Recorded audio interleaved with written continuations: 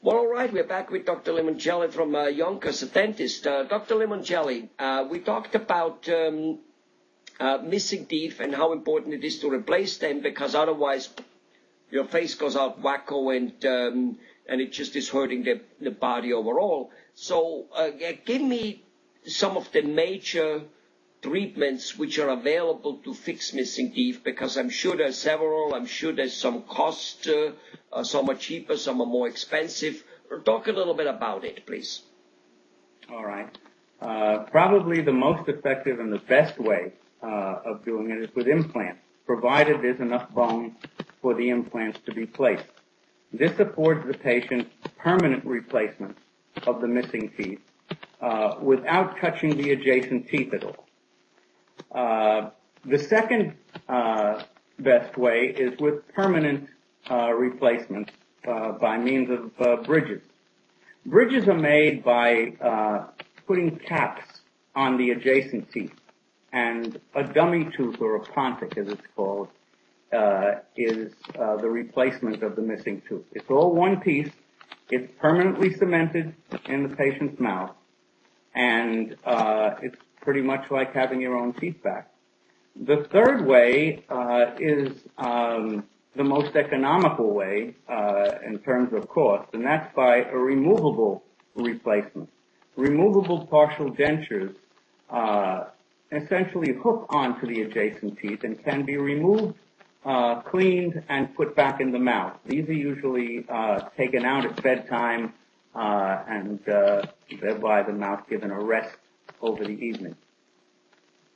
Those are the three most popular ways of doing it. Okay, let's talk a little bit about some, obviously the implant is kind of the most expensive one, and I guess that's like an iron rod, a titanic rod, it put into the bone, and then a tooth goes on it, and the bridge, and that one apparently lasts the longest. It has the longest expectancy of not breaking anymore. Is that true?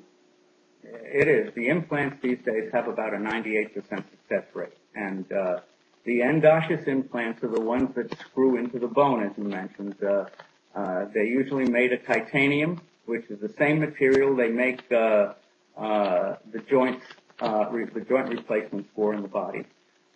Very durable, very strong, and they do last a long time. But there are indications and contraindications for them. The most important one being that the patient doesn't have any systemic diseases that will be detrimental to the take of the implant.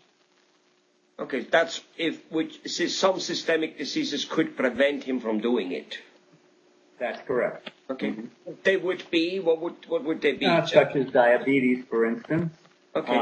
Which attacks the microcirculation, and those patients don't do very well with implants. The second contraindication, and the most important really, is smokers. Implants are contraindicated in patients that smoke. Those that are interested in it have to give up smoking. Otherwise, the implants will fail. I've seen patients, after a couple of years, all the implants loosen up and come out, and that's a tremendous loss in investment. These implants are quite expensive. Right. Now, I heard that, and I think it was you who told me in another video, that when an implant goes in, it kind of replaces the root of the tooth, so to say, and it keeps the bone strong and not shrinking. So to that degree, implants apparently are better than any partial, even a crown, which still leaves that space in the bone hollow, and that part of the bone, the jawbone, could possibly and will most likely shrink. Is that true? That is absolutely correct, yes.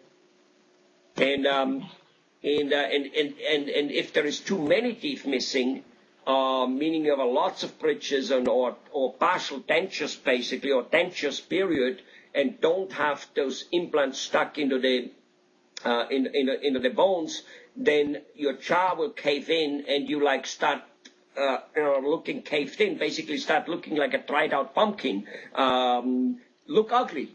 Yes. And that's an extreme case, but that can happen, yes. Well, I mean, you see, I mean, I remember my grandma, I mean, you know, there was no implants when she had lost her teeth, you know, she's, you know, rest in peace already for a bunch of years, and she died at 90 and whatever, 3. But the point is that, you know, there was no implant, so her, you know, obviously it started caving in, and she started looking very hollow, and apparently that's what all people start doing who have teeth missing and not replaced by an implant, which seems to be the only thing preventing it, except, of course, keeping your own teeth. True. The implants do preserve the bone and prevent that. Wonderful. So it looks to me like a dentist putting an implant, not only do you feel good, can bite good, and all that type of stuff associated with having a good-looking mouth, like Julia Robertson or Tom Cruise, but at the same token, and being able to chew and all that proper. At the same token, it seems to be that you guys are, you know, like they make you look good, the best plastic surgeon in town. Implants are very effective. Well, very much. Well, all right. Okay, good. Well, appreciate you letting us know about that, and we'll be back with more videos on periodontal disease and other stuff, and what is the real danger there. And to just give a hint, from what you told me, doesn't seem to be the tooth loss, it seems to be something else. So, speak to you soon. Very good. Bye.